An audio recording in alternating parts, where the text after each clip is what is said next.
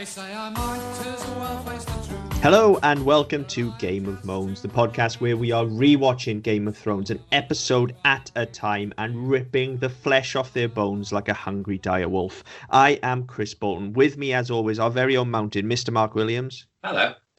And we're on to Season 4, Episode 2, The Lion and the Rose. I thought this episode was next week for some reason. I was convinced this was Episode 3. I thought it was this one, and then I was about halfway through this episode and thought, fuck, am I wrong? Is it next week? Because, I mean, this...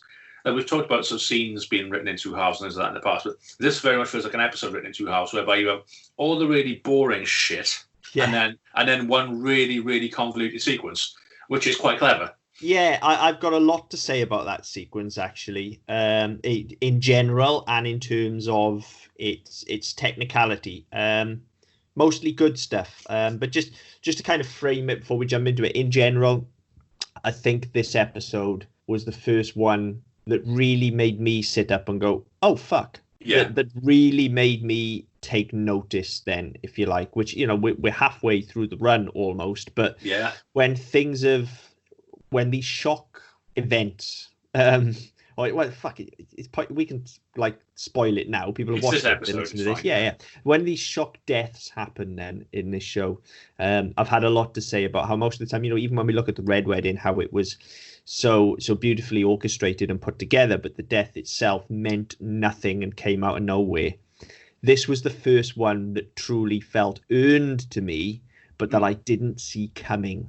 Really didn't see it coming. So this episode kind of swept me off my feet first time around. And you know, as we've said in previous episodes as well, it goes to show what this show is capable of when it's firing on all cylinders. But we'll save all of that till we get to it. I guess that just frames that a little bit. Let's dive straight in, because that was all far too positive. So I feel like I need to take shit on something. Like the opening scene here. Is kind of good. It's kind of, they kind of almost get away with it, but they botch it by way of using an establishing shot yet again. Why not cut straight into the girl running away? Like, get a close up of a feet or a face or whatever you want. But like, pun intended, cut to the fucking chase. Literally. Yes, exactly. Yeah. Throw us into the action. Yeah, because I mean, you had it, and I'm assuming, and I'm not sure, but I think they're the two whores we had, or the two girls. They are, yes. Yeah. The one that's being hunted is the one who didn't want to be naked. Yes. Yeah. So, bitch. I mean, make of that what you will. Yeah. We talked in length about that at the time, but I guess there's an argument that you can say this is in character, but that this just really reinforces the disgusting misogyny of this show, doesn't it? Really. You know, get naked or you get hunted, basically. Yeah, no, we'll kill you off early. Again, I don't really see the need for this scene. No, there is no need for it whatsoever, other than it reintroduces us to. Yeah, we didn't see Ramsay and Reek last week, did we? So it's reintroducing them. However, the next scene where Roose arrives at Winterfell and Ramsay greets him and all the rest of it, that sequence reintroduces them absolutely perfectly. You don't need this scene at all. You don't need this, and the only reason for it to be here is to give us a sort of a pacey opening. But they botch it. If they hadn't, actually, I think this would have been one of the better openings of the show. You know, if it had come into the chase, you know, if we come in on a close-up of the girl running away and just thrown us into the action with some sort of shaky hand cam, then this could have been really good. And you know, the scene is pretty good. It's just unnecessary. Yeah, and they botch it by giving us a fucking long-winded establishing shot. Now, having said all of that, well, no, I guess, you know, we'll talk about it. We'll talk about it when we get more detail with Reek in the next scene. I have a lot of thoughts about Reek. I try not to think about Reek, to be honest. Yeah, it's just very odd. But obviously, we see him in this scene. But I think we'll talk about that in more depth when we come on to the main scene where we introduce him. However, the cut from Reek to the sausage is awesome. Yes. very, very good. That was a spit take from me at that point. Very good. Very well, it was one of those. I was wondering when I watched it whether it was intentional or whether it was just a cut on action. It's 100% intentional. Generally, I would say yes, but with the show, I'm never quite sure. No, it's 100% intentional. And to be fair, one of the things I'm going to praise quite a lot throughout this episode is the craft of its storytelling. Its direction is good, is very good. Like there's some skillful storytelling in this episode, and there's a prime example of it there. There's a classic callback. And yeah, it's just good. It's just good stuff. That we get this sort of short scene then with Jaime and Tyrion, which is lovely. Their relationship is complete juxtaposition to Jaime and Cersei last week. The complete opposite. Tyrion is happy to see him, and they do have a close bond. And he kind of, I feel, always brings the best out in Jaime. But we get a lot of character info again in the little things that Jaime does. He spills the wine and insists on cleaning it up himself. Yes. He made the mess. He will clean it up. Yeah. Again, all about his deeds and what he does and his honor. He's not going to let someone else rectify his mistake. Yeah. And yeah, so we get this relatively short scene with him and Tyrion actually, but it's good. It helps put him on that redemptive path. He's been pushed away by Cersei, he's been pushed away by Tywin, and now here's the good Lannister, if you like, kind of putting him on the right path. And of course, sending him off to spar with Bronn, which all the scenes with these two, and there's not many of them over the course of the season, but they're all just amazing. And I mean, it's a typical Bronn scene as well. You've got the comic effect straight away where he's talking about fucking another knight's wife, and if they can't hear her screaming, then they're not going to hear them sparring. That's light relief. It's comic. But then the thing that really struck me with this is that he's teaching Jaime how to fight dirty. Basically, he said, "Oh no, that's something I do. Striking when a man's back is turned." He said, "Well, that's the best fucking time to strike." And he's teaching him what it likes to know. It's not all fucking knights and jousting and duels and shit. Sometimes you've got to get down and dirty and get in the mud, and that's what Jaime's always lacked. It's always been very honourable and very controlled. And when I kill you, I'm gonna look you in the eye when I do it. In reality, somebody like Bronn wouldn't give two fucks. He just whack you across the back of the head as soon as the front. But the thing I really liked with it is that Jaime gets his sword knocked out of his hand. He gets bested time and time again, and he keeps going back and keeps going back. And the scene closed and said, "Come on, then let's go." And he launches into it again. And again, you sort of see this drive, this determination, whereby in earlier seasons you haven't really seen that from Jaime, but he certainly did last season. As he was, you had the sequences leading up to him coming home. So when he rescued Brienne from the bear and all the rest of it, we've started to see this side of his character where it's like, actually, yeah, I've got a point to prove. I'm going to fucking well prove it because my name's Lannister, so people are going to expect certain things. I'm not going to rest on my laurels. I'm not going to rest on the fact I'm a Kingslayer. I'm going to get back out and get on the horse and go again. I'm going to pick my sword up and start fucking swinging it, whether I can or not. And it's just a really nice character beat for him where it just shows him evolving. And yes, really definitely. There is growth week after week for Jaime, and there has been since last season. Really, he's been on this path. As you say, you have to look for it. It's there for you, but you have to look for it. What they are not doing now is explicitly spelling it out to us with exposition, and thank God for that, because this kind of character transformation and this kind of redemptive arc, like probably every. Maybe once a season, I guess, if you want to, you can get away with a big grandiose speech for and pitch to the stalls. But if you do that all the time, it'll feel hollow.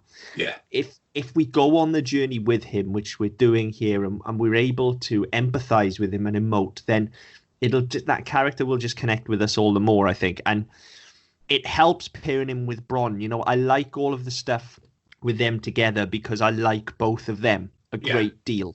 And as you say, they're perfectly juxtaposed. Bronn essentially a sellsword and Jaime a man of honor. So they've each got something to teach the other. So the pairing of them both is great. They work very, very well together. And it's because the work has been put in with both of those characters. You know, by this point, we have an understanding of who Bronn was and who he is now, because he's changed and grown as well. Yeah, and we know who Jaime was and who he is now. And we can understand how both of those paths can come together and they can learn from each other. So I feel like this stuff throughout the season, and as I say, there's not too much of them, but it's always enjoyable. So I think as well, I mean, Jaime in season 3, there was a lot of him, and there's a lot made of his historians where he tried to escape, then he did escape he did escape, then he got captured again, and he escaped with Brienne, and they went on the run, and they were hunted, and they were delivered back to King's Landing, all this sort of stuff. We had a lot of screen time with Jaime, and then from memory, I think this season is less. And I think it gives us a chance. We get these snippets, these bits of character work, because it's not always in front of us. We get the time to go, oh, right, okay, yeah, he was doing that, wasn't he? Right, how's that going? And we just get to sort of catch up with him rather than following him step for step. And I think that's good because, I mean, if we look at this the way that George R. R. Martin intended, whereby this is the start of a new trilogy, this is the start of a whole new segment of the books, then we don't want to be doing the same thing again. We don't want to be starting book 1 again. So this is a good chance to really drive on other people and really move into other things. The same with Joffrey's death. It's a big shock, and people didn't see it coming. But it then gives us the opportunity to say, right, well, what are the ramifications of that? Because Ned died, didn't mean fuck all. Rob died, who cares? This is kind of right at the start of the season. This is going to carry some weight, and because so many of our principal cast are involved in it. Obviously, Cersei's there, Tywin's there, Jaime's there, Tyrion's there, Sansa's there, Varys is there, Oberyn Martell is there, Brienne is there. All of a sudden, we're going, fuck, right, okay, there's all these people could be involved in this. There's loads of stuff that can hang on this. And now we've got the next 8 episodes to work on that. So it's quite an interesting way of setting up, and I was quite glad of it because I mean after the first season they got kind of formulaic. You knew that we knew where your peaks and troughs were going to be. You knew absolutely that episode 9 was going to be the thing, and then episode 10 was going to be a sort of slow descent into the next season. So by doing it right at the start, I think they've really turned it on its head as well. Yeah, there is much like last season. There is a lot of setup going on here early on, and that's fine. That's how this should work. So I mean, and speaking of that, we go over to the Boltons, and I've got a lot to say about this scene. I don't really know what order best to attack it in, but well, let's start with some of the good. I mean, Roose dressing Ramsay down. Yes, is very reminiscent of Tywin talking to his own children. There's a clear parallel there. Yes, and it works very well because of that. Again, yes, I guess they've now overtaken the Lannisters as kind of our main bad guys. They're mustache twirling bad guys. Well, yeah, that's point. It. But in Roose dressing Ramsay down again, we get to peel back those layers just like we do with Tywin and understand that actually he's not entirely evil. He just knows what he wants and will do whatever it takes to get it. Yeah. Ramsay, however, is a little fuckwad and just doesn't think. Yeah, he's just some sort of path, isn't he? Whether he's a psychopath, a sociopath, or something in between. He's an agent of chaos. And I mean fuckwad in the best possible term. Completely. I don't mean that as an insult. No, he's not a Theon fuckwad. He's a proper fuckwad. Yeah, he's an absolute twat, but in the best possible way. Because it's not through. With Theon, it was through his idiocy and his arrogance, whereas Ramsay knows exactly what he's doing. He knows he's a cunt. Yeah, and he doesn't really give a fuck. No, he owns his cuntishness. Yeah. So he's one of the first characters in the show to actually do that. Yes, yeah. So I like the stuff between him and Roose, and I like the way that it kind of Roose essentially gives him a mission, gives him purpose. Yes. And he kind of throws it straight back in his face, saying, "Actually, I do know what I'm doing. Watch." And he demonstrates what he's done with Theon. So there's already a power play going on between the two of them. Yes. Which is great. That's all good. Everything with Reek, Theon, whatever you want to call him. Look, I have a huge issue with Reek. I mean, Reek's not a character, okay, but he's treated like one. And I have a huge issue with that. Okay, first and foremost, the transformation, if you like, from Theon to Reek happens entirely off screen. Yes. I mean, I think we talked about it last season, didn't we? I think he punched him in the face 3 times and that was it. Yeah. So his breaking of Theon happens entirely off screen. So, like, bearing in mind, Theon is my least favorite character anyway. Yeah. The fact that he's been broken off screen, I could give less than 2 fucks about Reek. Like, well, this is it. Like this whole thing that we're supposed to feel, we're supposed to see as a bit of a threat at this point because Ramsay's all cocksure. Yes, I've trained him, I've broken him, whatever else, and he gets him to shave him. And we get this thing whereby, Reek's hands, Reek doesn't give it a second thought. He's just doing exactly what he's told because he's afraid or whatever else. And then he said, oh yeah, by the way, didn't I tell you, your mate Rob Stark's dead? Yeah, my father stabbed him in the heart. Fuck you, bitch.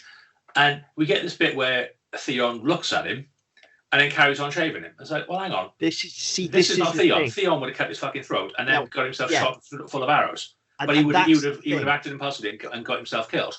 And I've actually written that in my notes. I'm glad we've both got that because there's actually, and they play for this as well. There is a reaction from Reek to Ramsay when he gets that news. It hits home. You can see that he understands that. Yeah. So which means he's not fucking broken. Still in there. Yes. So as you said, why not slit his fucking throat?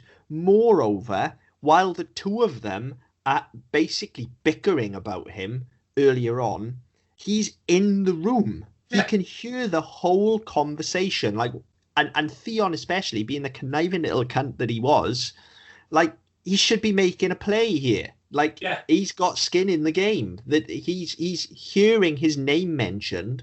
Time and time again as well. It's not just once, it's repeated. No, he knows he's valuable to them. He knows that he's able to facilitate what Ramsay wants. Yeah. Like, I do not understand this storyline. And maybe it's me, listeners, okay? But if someone out there actually understands how this is supposed to work, maybe there's huge chunks of the book missing. I don't know. Yeah, that was going to be my assumption. By all means, there's a lot more work on into it in the book. Explain it to me, because this makes absolutely no sense. And because of that, I really don't give a flying fuck about Reek. I hate him. He is like, all along I've said I hate Theon, and I do, but I hate Reek Theon even more. The problem is Reek Theon is insignificant. That's the problem. Yes, at least Theon you could hate because he was a cunt. Yes. Reek is nothing.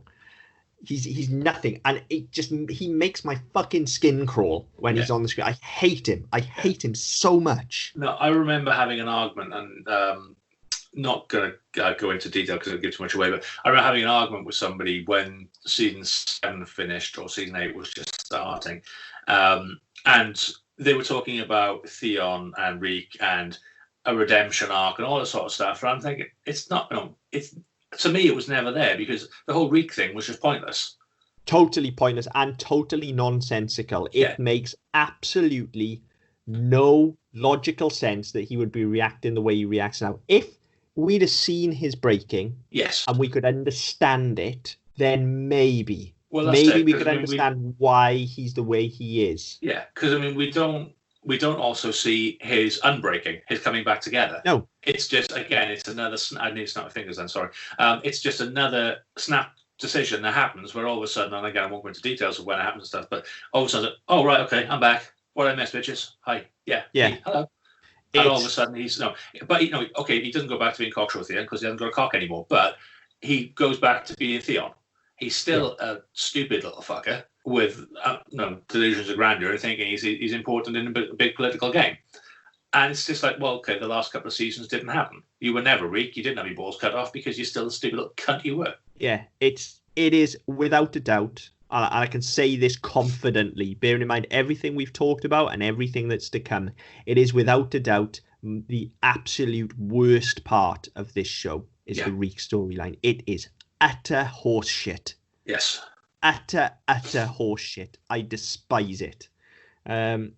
So the thing is, I mean, for me, the biggest problem I have is that it adds absolutely fucking nothing to any of the storyline, any of the main story strands. It adds nothing. No. It's utter bollocks, and it just frustrates me to the point where, you know, he'll like constantly be challenged now over the course of the next couple of seasons, and every time I'm just like, for fuck's sake, Theon, sort your fucking self out. Grow a pair, no pun intended. But just fucking sort you, like, yeah, there's absolutely no excuse for him not at least making an attempt. Like, here, look, here's how you fix this to start with, okay? You can introduce him earlier on and we can see that he's afraid and what have you. Yeah. Then you get the reaction to Rob's name and he's holding a razor. Have him just make a play and, like, it can go wrong, okay? And he can get beaten for it and tortured, right? At least then we'll understand why in future he doesn't make a play. Yeah. And that's an easy fix. Come on, just show us this stuff. You know, I don't care about seeing fucking 10 pairs of tits a week. Show me this stuff. Oh, is it just me or are we low on the tit count this week? We are pretty low on the tit count this week, yeah. There's no time over with Dany to start with, is there? So that's true. I don't think she's into a new contract now, so I don't think her tits come out anymore. Yeah, and there's very little whoring as well. It's almost like they care a bit more about the story than that this week. Yeah.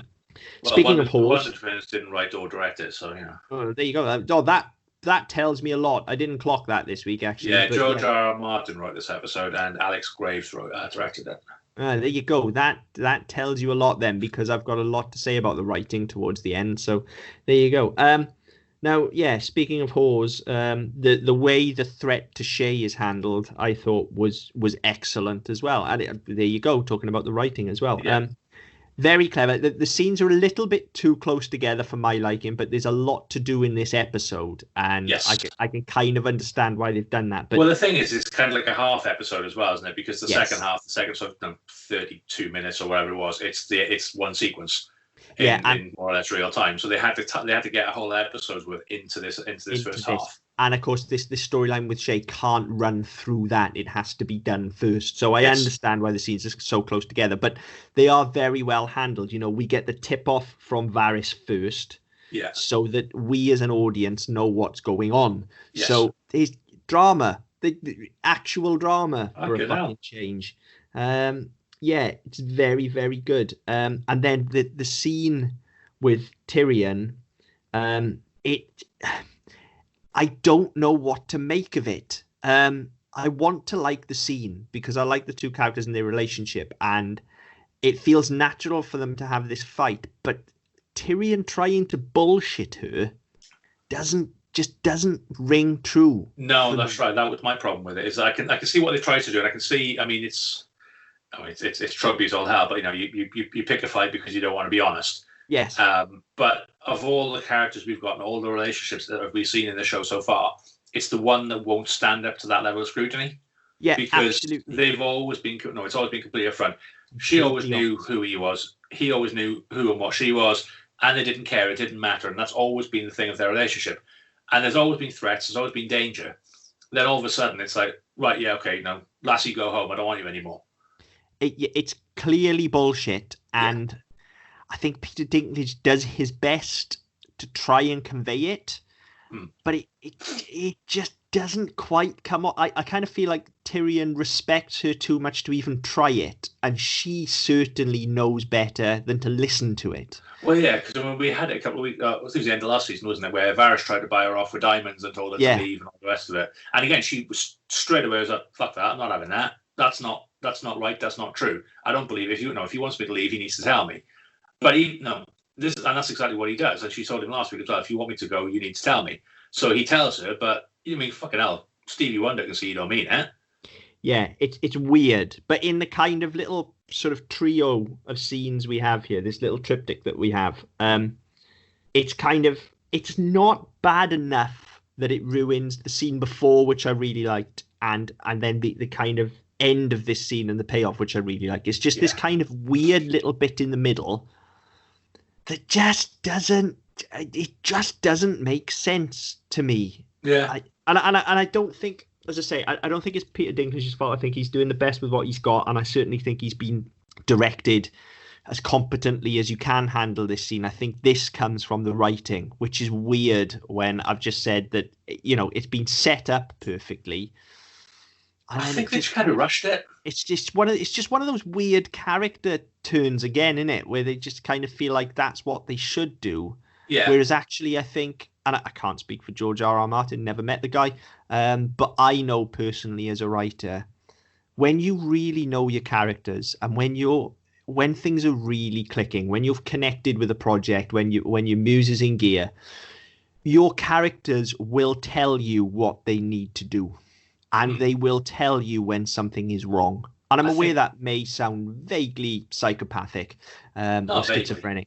Not vaguely at all. I think the problem with it is that the problem is, if you were to say that of George R. R. Martin and the books, you'd probably be right. But this isn't that product. No, it's a TV show. Yeah. I mean, I almost got the impression, and I don't know whether it was Martin or whether it was the Wonder Twins having the final say over everything, or the director, but they've gone, yeah, skip all this boring shit. We want to get to the good stuff. We want to get to the main event. We want to get this big set piece that we're hanging our entire season on. We want to get to that. So fuck all this shit off. Quick as you can, off you go. Get through it, and we can get on to the good stuff. Maybe it is that. And as I say, it's certainly that this storyline needs to be out of the way to get to the end of this episode. So maybe it is just a clumsy trope and a way to say, okay, this is how we deal with that. Look, it certainly works. It's functional. I can't complain about that. It does what it needs to do. That's the best you can describe it as, though. It's functional. But it's odd. It doesn't ring true to the character for me. And as we said, actually. No, definitely not. And as we've said several times in the past, unfortunately, on this show, that's never a priority for them. And I just find that weird, especially when the creator of these characters has written this. Like, to me, if that was one of my characters, if Tyrion was mine then, for instance, and it felt out of character, I would know, and I just wouldn't be able to do it. I would hit writer's block. That's just me. As I say, can't speak for Martin, but that's just me. When it's wrong, a character will tell you that it's wrong. Yeah. Assuming you've done all the groundwork and you know them, of course. Well, that's it. Because I mean, generally, by this stage, I mean, we're 32 episodes in at this point, so we are approaching the midpoint of the run.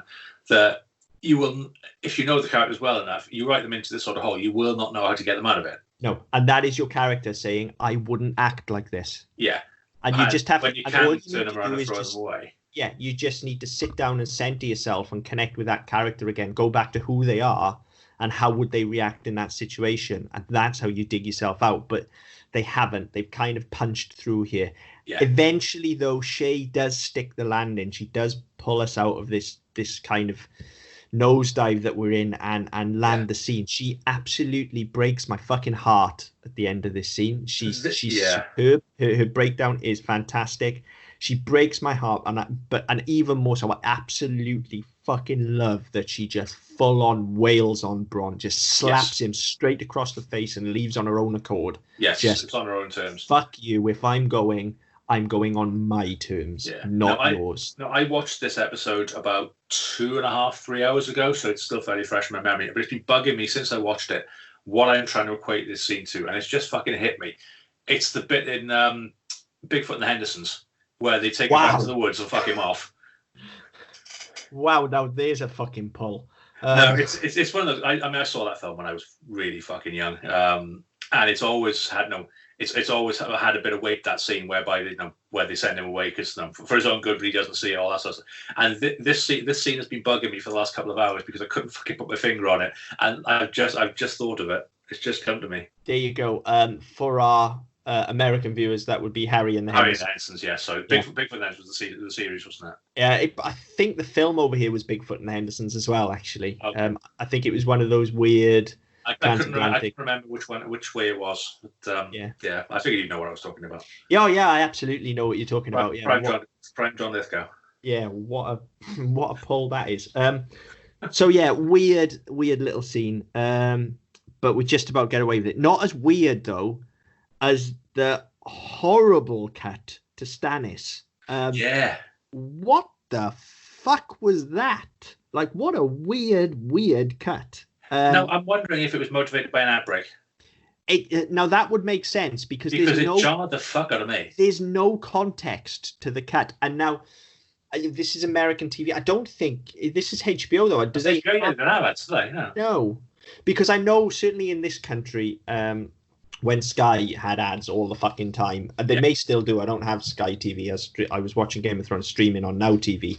But certainly I know when they had ads and they bring American shows in, they had their own rules for the ad breaks. And I think it was something like you had to have one every 20 minutes. And it had to, or if it wasn't 20 minutes, it had to be motivated by the narrative. That's an actual thing. Like it had to be a point. Yeah, you can't. There's just a natural break. Minutes, bang. Yeah, you can't just go right. There's 20 minutes. Stop in the middle of the scene. It had to be in a natural break. And sometimes, if that was 18 minutes or 22 minutes or whatever, you were allowed to get away with it. Yeah, and you could usually tell because they put if it was a longer one, they'd put one after the credits. You'd have the with most shows, you'd have your pre-credits and your credits, and then before the actual episode started proper, you'd have an ad break. Yes. And then that would allow you to run to about 23, 24 minutes. Yes. And yeah, this does kind of feel like that. Like kind of we've had to get, like I said, that scene, it's actually only with Tyrion and Shay and stuff. It's actually only 2 scenes, I think, but it feels like a little trio of scenes because we had the bit with Joffrey and the wedding gifts yet, or was that later? Because I thought that was before Shay. No, that's a bit later, I believe. That all pretty much comes together, I think. Or maybe that's in the middle. It's in the middle because I think Cersei outs her to Tywin. And then we have the whole thing of... That's right. Of Sansa being humiliated and all the rest of it. And then that motivates him breaking up with Shay. That's where I was saying about it being a trio then. I just missed that out of my notes. I remember thinking there was this little triptych of scenes that, and I liked the way that they all worked together. Yes. I just didn't like the stuff with Tyrion, and I thought that they were a bit too close. But as I say, I understood why they were the way they were. So yeah, this feels like we've just got through a chunk of narrative over in King's Landing, and we're about to cut over to Stannis. So advert break and then come back in, because otherwise it is a completely unmotivated cut. Yeah. It has no context whatsoever. Yeah. We just cut into like burning people. Like, well, yeah. I mean, this whole fucking sequence. I mean, the Lord of the Lights stuff bores the piss out of me, and I've said this before, but this whole sequence, it just feels like it doesn't belong in this episode. It totally does. And the thing is, we don't actually know. Like, okay, of course we can guess it's to do with the Lord of Light, but at no point have we really had any context for this. Like, we don't know why Stannis is burning these people. Other than we've seen them do it before, and is it some sort of reaffirmation? It's like a fucking it is. Or something? But I don't get it. But when it's been done before, it's had a lead in. Yeah. From Melisandre to say this is why we need to do this. But now they just and when it happens in the future, we'll get that again as well. And now it's just like, what's Stannis doing this week? Oh, I don't know. What can he do? Fuck it. Have him burn some people. Yeah. But again, they'd been better off just leaving him out this week. Well, either leave him out, or if you absolutely want to throw this stuff in, because actually there is a good scene off the back of it. But if you actually wanted this stuff in, here's a perfect place to open the episode. You didn't really need the reek scene, as we said. So why don't you open on the burning people and then give us the context? Yeah. Again, nice strong opening image. Throw us in the middle of the scene to catch our attention, and then give us the context off the back of that. That would work. The way they do it here, and as you say, maybe if this was coming back from an ad break, from a clean break, that might work to throw us straight back into the show. But that's not the case. So it's a little bit weird, this scene. The next scene, though, where we've got the Red Lady kind of awkwardly eating dinner and maintaining pleasure. What a wonderful scene. And she is amazing in it. Like, her kind of awkward smiles. And, she's so good in this scene. She's brilliant. I really like Tara Fitzgerald as well, as the wife. Because we've only seen her once before, where we didn't really get how fucking backcrap crazy she was. Whereas in this one, we get a bit more insight into her. And you get the line from... there's a line, they're talking about food, and he said, "Oh, well, cook fish. You hate fish. I hate lots of things, but I still suffer through them for years." And it's just so fucking pointed. Yeah, it was absolutely beautiful. And meanwhile, Melisandre's sat there with a smile on her face, like an awkward dinner party guest, while the couple are having a fight. It's so good, beautiful, absolutely fantastic. I really like this part of the sequence, but it's filler. It feels as though, they've got this big sequence, and they've gone, right, okay, well, we've got this big sequence. It's going to take us about half an hour. We're only running about 45 minutes. We need another 5 minutes of something. It is, but it's funny, or at least I found it funny. That scene is funny. The rest of it's not.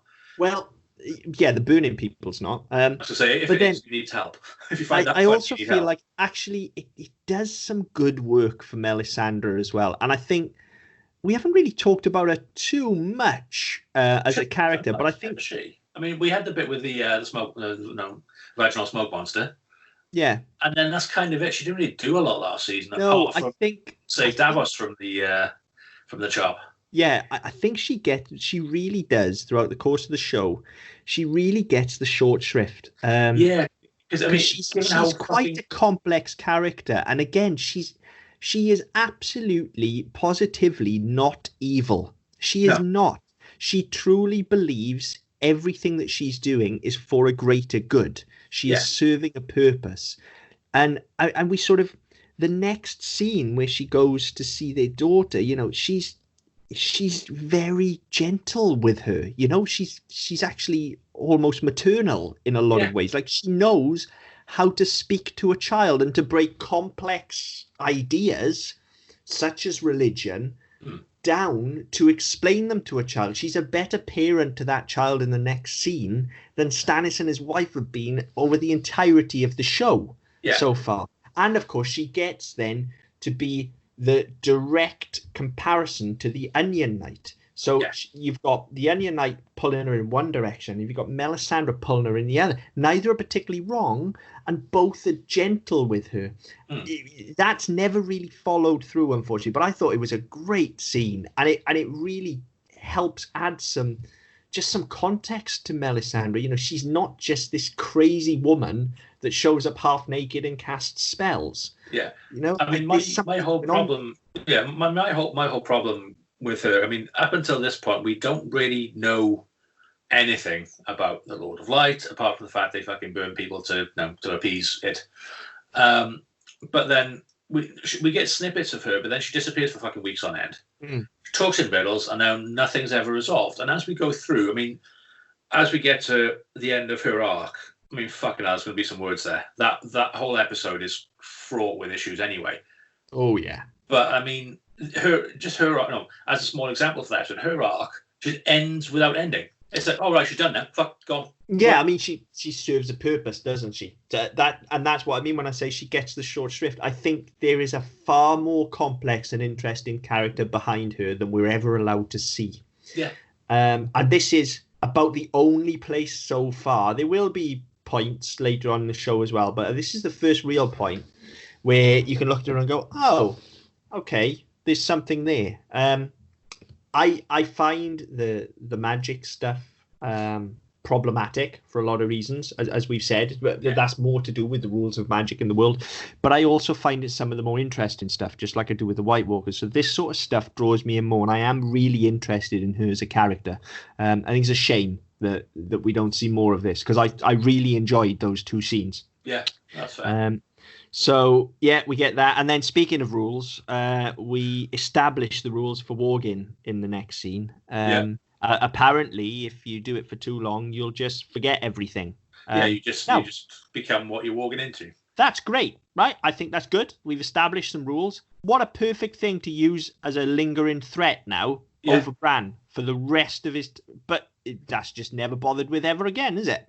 Yeah, not that I remember. What a perfect way, though, to nerf warging. Do you know what I mean? To be like, just the same when we've talked about resurrection as well, and this show doesn't nerf that either. But what a perfect way this is to nerf wargame, where you can just say, right, well, Bran can't do it all the time, because if he does it all the time, he'll just end up stuck in a direwolf's body. So he can only do it when it's really, really needed. Yeah, and he's got to learn to control it and all the rest. Yeah, so but it gives him some fucking purpose, doesn't it? Yeah, they just never do that, do they? No, not at all. So I think there's a real missed opportunity there. There's a whole addiction storyline there if you want to go down that path. Yeah.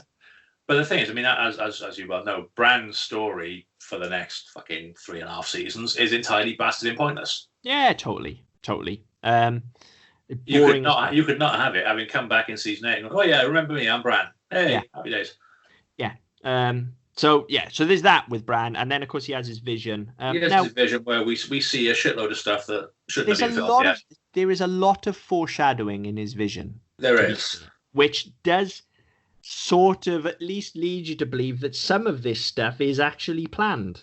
Well, yeah, and I mean, so I think I said last week on the version I've got, at the start of the episode, it gives you things. Stick around at the end to see, a bit of insight, insight and all the rest of it.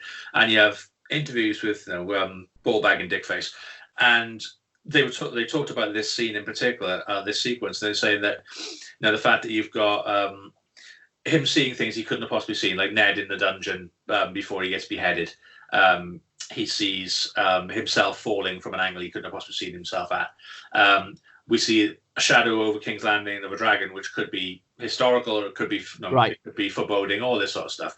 Stop there a minute, because I've got a note about that. Right. Well, sorry to cut you off mid-flow, right. but I might forget otherwise.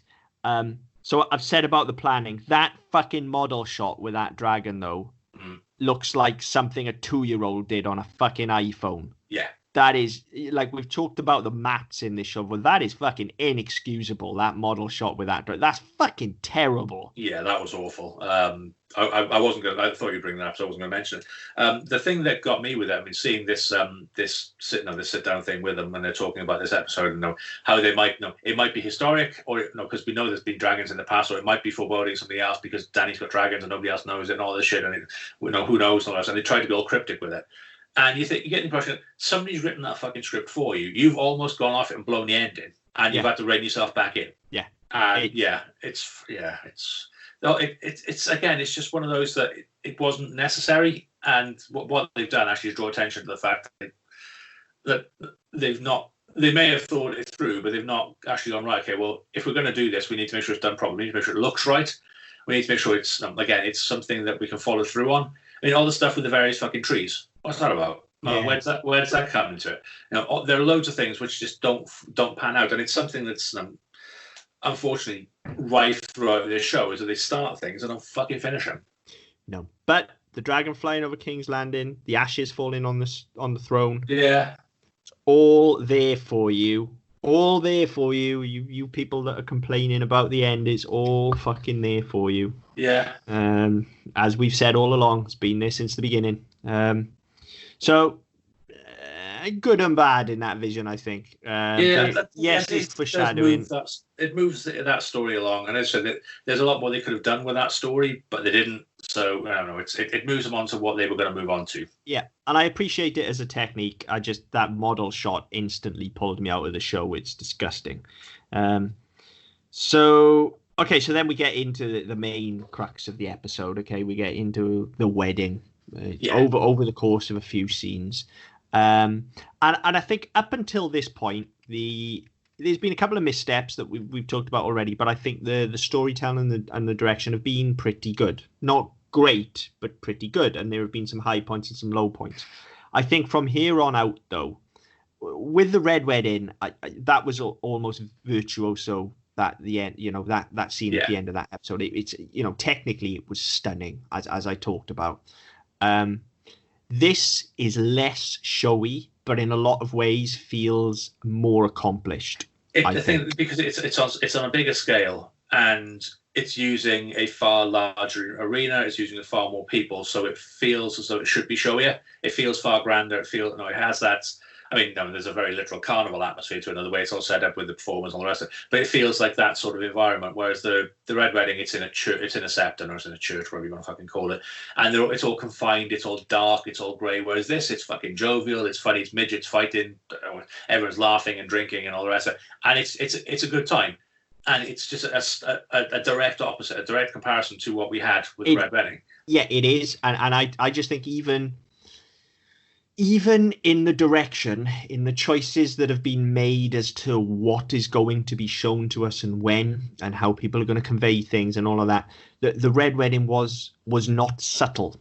It worked very well, but it was not subtle. Like I say, it was almost virtuoso in the way it did it. It was totally in your face, and look how good we actually are. Look at our massive dick. That was the Red Wedding. This is more quietly confident. Like, there is some stunning stuff in here. The misdirection at play is absolutely amazing. And at no point do they feel the need to scream it from the rooftops is a thing. This is very much understated, all of this stuff. And the first instance of that, there is a absolutely lovely shot whilst whilst they're kissing at the end of the ceremony, whilst they're sealing their vows, we don't see Joffrey and Margaery. We stay in a really fucking tight close-up with Olenna. Yeah. It is more... whoever's directing the episode has decided that her reaction to this is more important to us than seeing the actual kiss. Now, I'll be careful with spoilers, obviously, but first time out viewing, this is the kind of shit that can wash straight over you if you're not paying attention. You know, and she's talked about how she feels about this whole wedding for weeks and weeks now. Yeah. So this can wash straight over you, but there is a very clear signifier there that she is an important person in this couple's relationship and where it's going to go and in the events that are going to transpire. Well, yeah, I mean, all the way along, all we've had, and we've been introduced to Marjorie's father, but it's forgettable. It's there for the sake of being there. Her key relationship is with Olenna, and she is the matriarch of the family. She's the one who does all the dealings with the small council and the hand of the king and all that sort of shit. Not the lord of that family. So she is set up to be so important, but in such an understated way. You just kind of think of her as being like a dodgy old bat who speaks her mind. Yeah, the decision to stay with her is wonderful. It's almost...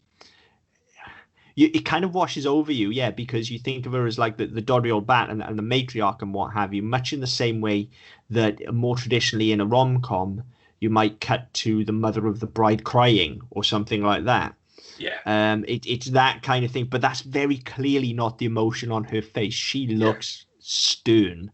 What a fucking fantastic choice that was. Like in terms of, it's all about what you show the audience. That is visual storytelling, and that's top-notch stuff. But like I say, not showy. This isn't the Red Wedding. Yeah. This is very, very subtle. And then they follow it up.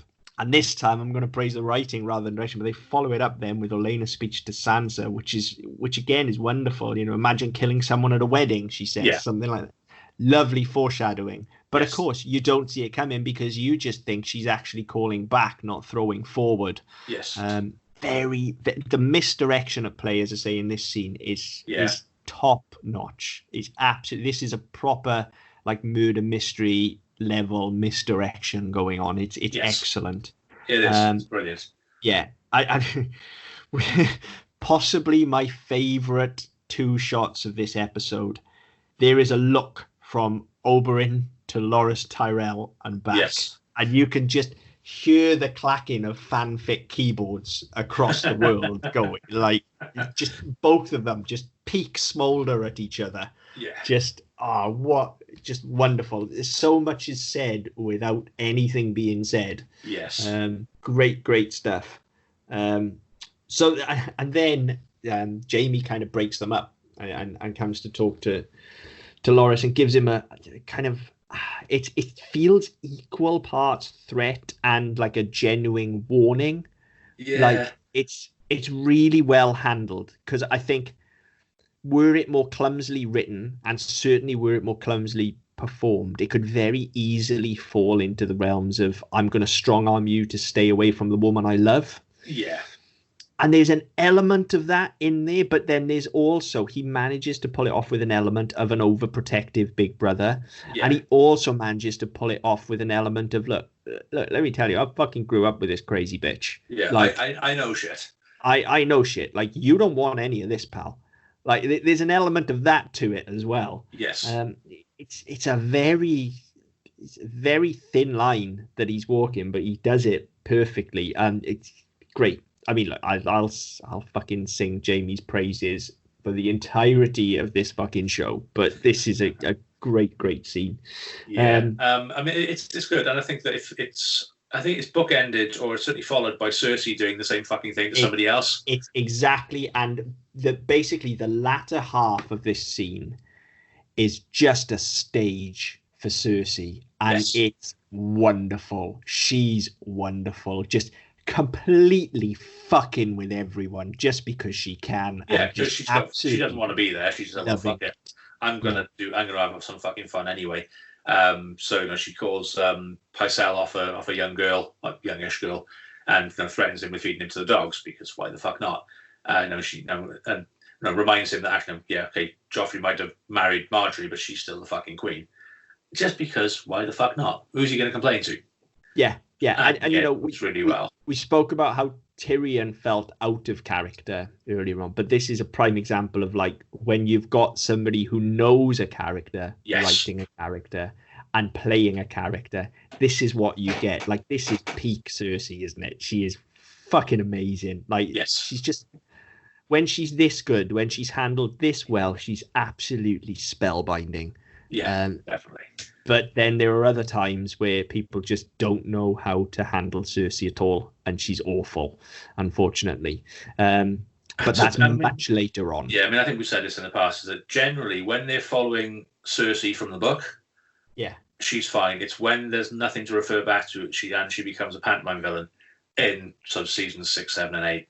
That's kind of when it becomes problematic, really, because as I said, they don't understand the character, and the person who does understand it better than anybody else isn't now at the wheel.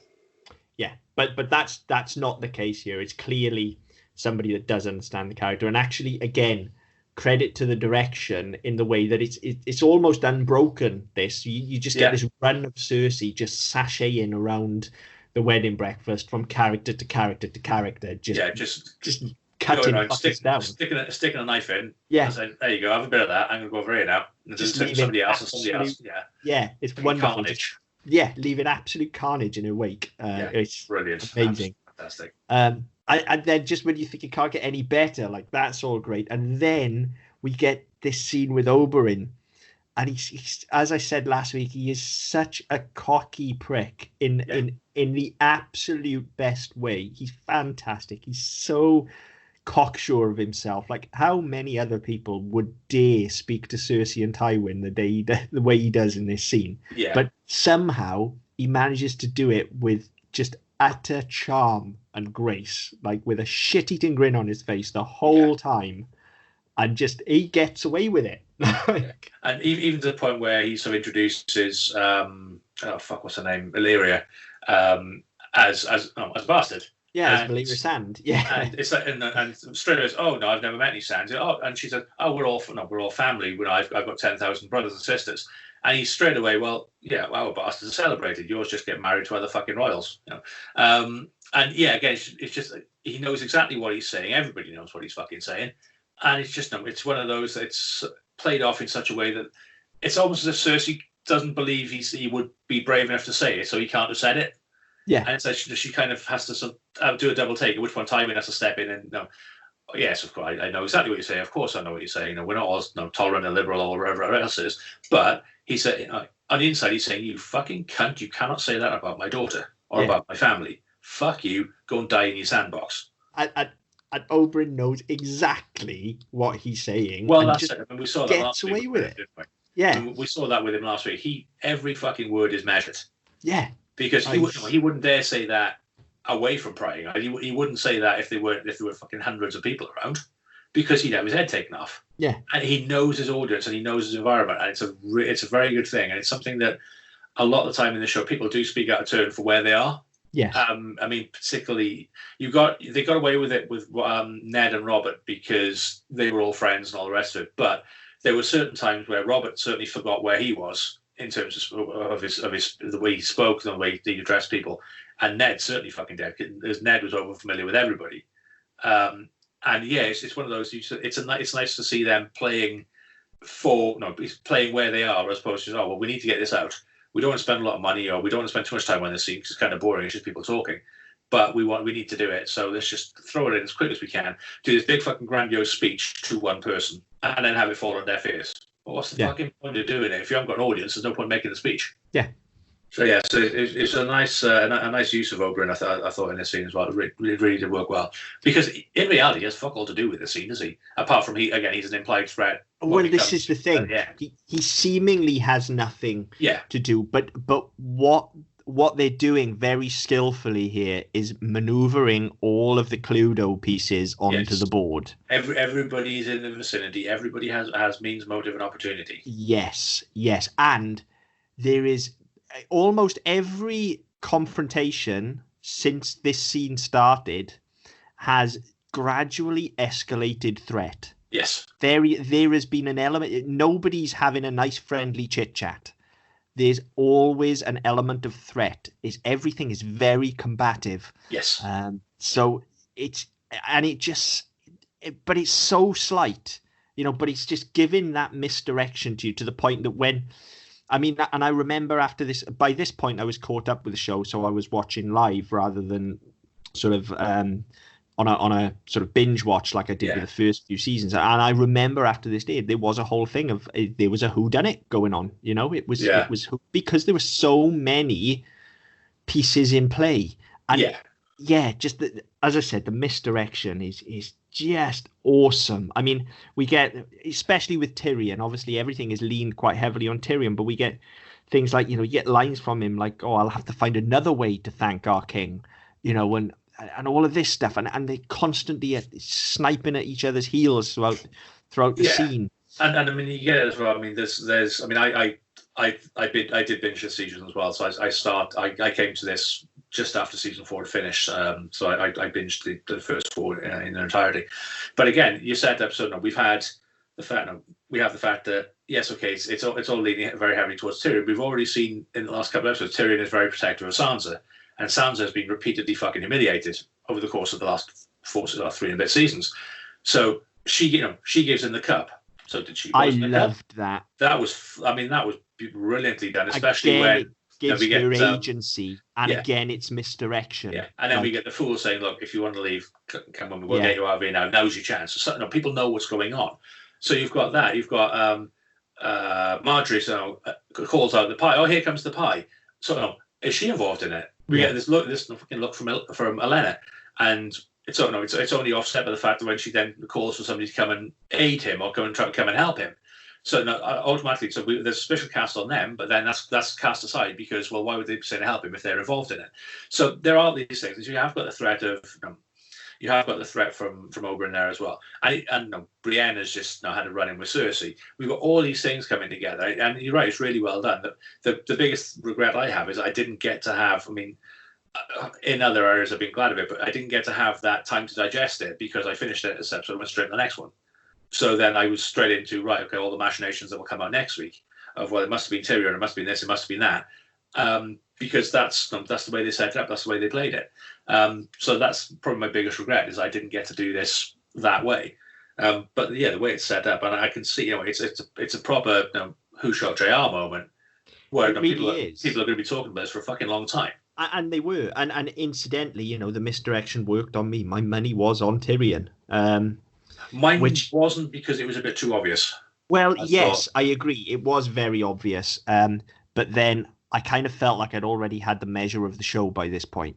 Well, yeah, that's the thing. And I didn't think they were clever enough to pull off what they actually pulled off. Yeah, no, for me, I thought it was a case of they've very heavily lent on it. So it's not going to be because they'll think they're being more subtle than they are. Yeah. Whereas, actually, they do this masterfully. Yes, and as you say, you've already mentioned the cup, but that is such a wonderful moment. It gives, again, the misdirection of, actually then, was it Sansa? Because she handed... And the cup falls under the table as well. Yeah, so there's opportunity. Everything is there, and it gives her agency. That's the most important thing. Because again, now she's able to take charge herself. Yeah. So I loved that. Tyrion completely fucking just totally owns Joffrey to begin with. Absolutely owns him throughout the scene. Even when the fucking dancing midgets and shit come out, Tyrion is completely in control. Yes. Until Joffrey just turns into complete cunt. He's at his absolute cuntiest in this scene, which he needs to be. Yeah, he has to be because yes, he's been a twat all the way through, but he's not done anything that's worse one week to the next. So this is Joffrey turned up to 11, whereby actually he's not just a cunt. He's going out of his way to mock other people because he knows they are there and they can't fucking do anything about it because he's the king. And you will see my power because none of you bitches will stand up to me. None of you will actually say, hang on, you can't say that, you can't do that, that's wrong, reel it in, whatever else, because I'm the fucking king, goddammit. Yeah. And Tyrion is the only one who ever fucking stands up to him. Yes. So it's just, it's a wonderful scene for that, because as I say, it isn't that slow turn of the screw that the Red Wedding is. It isn't getting tenser and tenser and tenser. It's very subtle. There are just all of these minute confrontations that are just simmering away in the background, and that we've already been trained by this show to think will go on for weeks and weeks and weeks, because there's political machinations involved, and that's the kind of show that this is.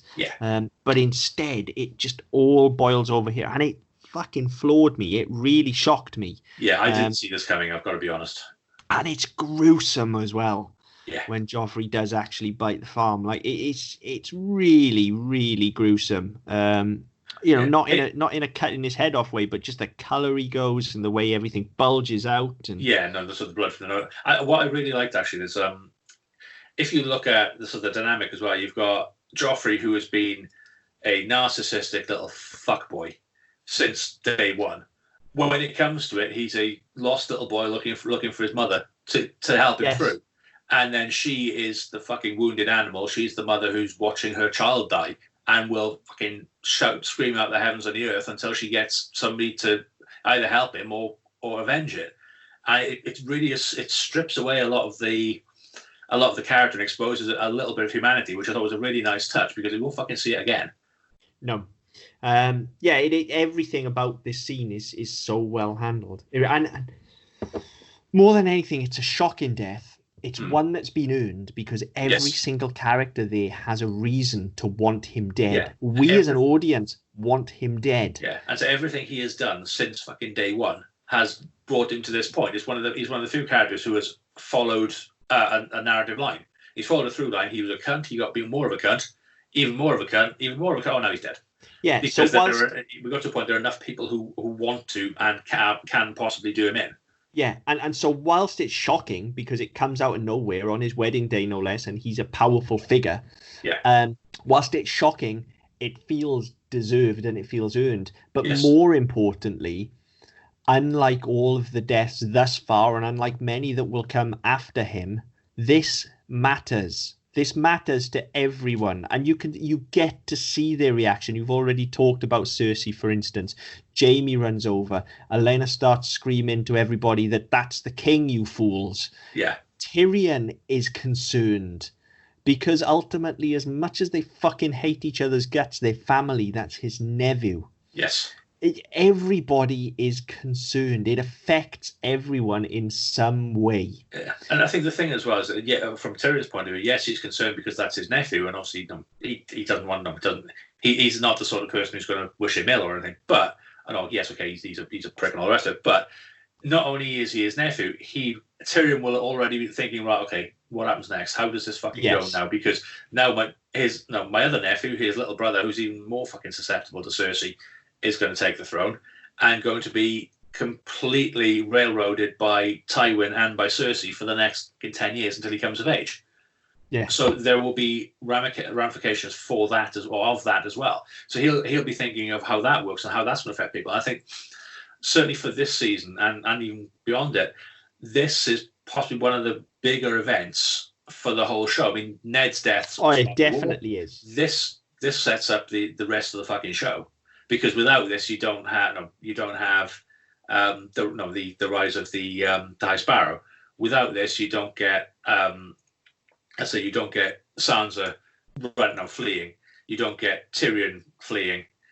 Any of this stuff that happens and leads up to the end of this fucking show in 4 seasons' time doesn't happen without this event. Without Joffrey dying, none of it happens. None of it matters. No, because this event shapes those stories, because it changes those people. Yes. They have a shared experience, be it a traumatic one. They have a shared experience that will alter their relationships, all of them. Cersei now suspects Tyrion, for instance. Sansa knows that King's Landing is a dangerous place. She's seen so many people die. She has to get out of there.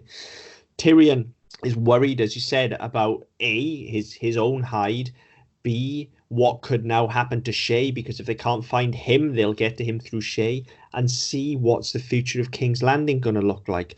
Olenna is concerned for Margaery. So everybody all of a sudden starts to follow their own path. And these Yeah. events lead us, as you say, to things like the High Sparrow and all of that. And so when I get on my soapbox about the deaths that don't matter, this is why.